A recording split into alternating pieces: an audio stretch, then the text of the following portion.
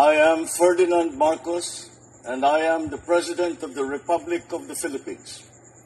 I stand today on behalf of 110 million Filipinos.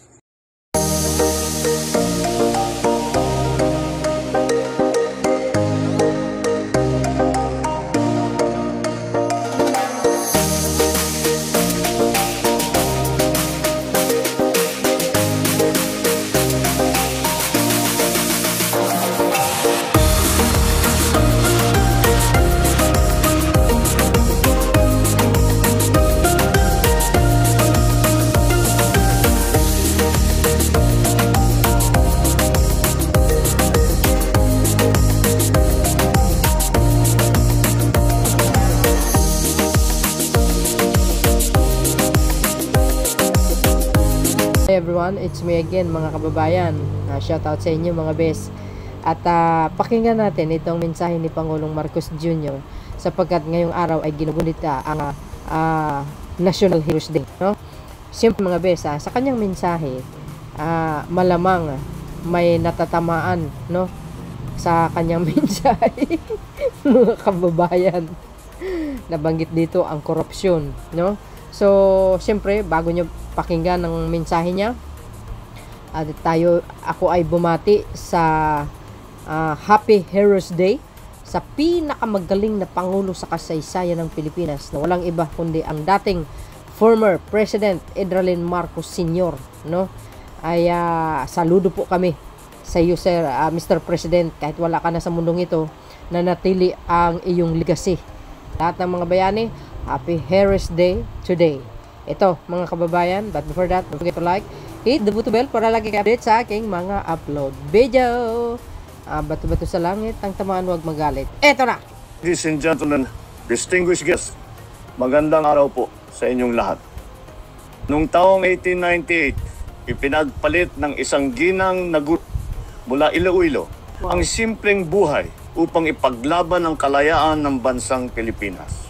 Siya, si Teresa Magbanwa, o Nanay Isa, ang tinaguriang Visayang Joan of Arc.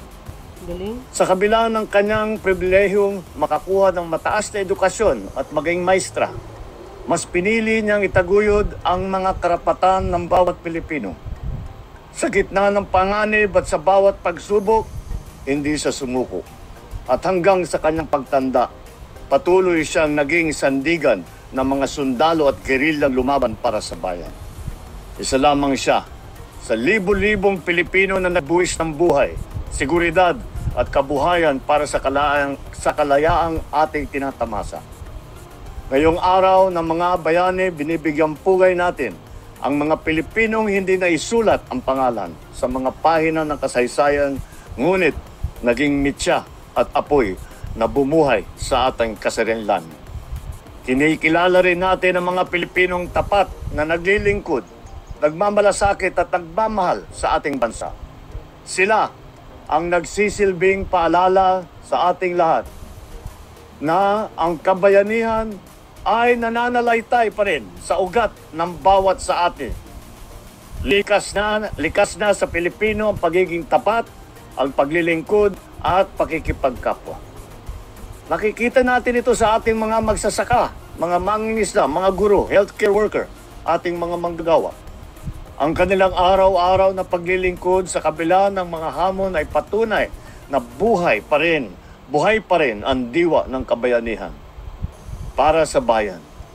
Sa tuwing may ginagawa tayong hindi para sa atin sarili, kundi para sa ikabubuti ng ating kapwa Pilipino, ito ay sinasambit natin. Kahit minsan, ginagawa nating biro, ngunit masarap sambitin para sa bayan. Ganun pa man, may iilan pa rin sa atin ay mas pinipili ang sarili na interes at kapakanan kaysa sa bayan at sa kapwa Pilipino. Kasabay ng paglipas ng panahon ay ang pagsibol ng mga bagong hamon na kailangan nating harapin. Hindi lang pagpapalakas ng ating depensa ang kailangan nating tutukan upang maalagaan ang ating kalayaan. Kailangan din natin labanan ng banta ng katiwalian at pang-aabuso sa kapangyarihan ng ating lipunan. Dahil hindi lamang salapi ang kanilang ninanakaw. kundi pati ang kalusugan, pangarap at kinabukasan ng mga susunod na henerasyon na Pilipino. Kaya't hindi natin dapat ipagwalang bahala ang maliliit na panlilinlang sapagkat kung paulit-ulit, ito'y pinapalampas natin, unti-unti nitong sinisira ang ating lipunan nang hindi natin namamalayan. Bilang Pilipino, may pananagutan tayo sa ating bansa na maging mapapanuri sa mga mali, na isiwalat ang panloloko at panindigan ang alam nating tama kahit hindi ito madali. Ito rin ay pagkakataon upang gisingin ang kamalayan ng kabataan tungkol sa kanilang tungkulin sa bayan. Gabayan natin sila upang maging mas mapanuri sila sa mga suliranin sa ating lipunan. Kung hindi natin maihahana ang kabataan sa pagtatanggol sa ating kalayaan, ipinagkakanulo natin hindi lamang ang sakripisyo ng ating mga bayani, kundi pati na rin ang kinabukasan ng ating bansa.